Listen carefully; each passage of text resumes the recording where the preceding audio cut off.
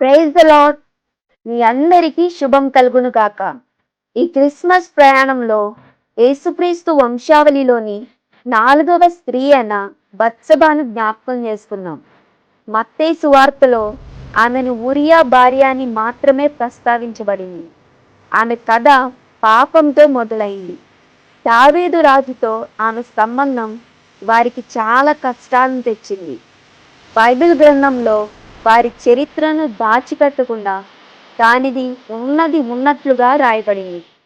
అయినప్పటికీ దేవుడు దావీదు పశ్చాత్తాపాన్ని చూశాడు, వారిని క్షమించాడు.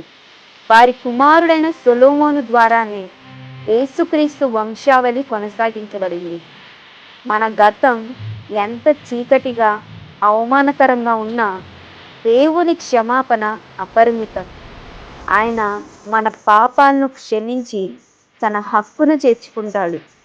యేసుక్రీస్తు వారు ఈ లోకానికి వచ్చింది పాపుల్ని రక్షించడానికి. ఈ క్రిస్మస్లో ఆయన కృపను స్వీకరిద్దాం. ఆమేన్.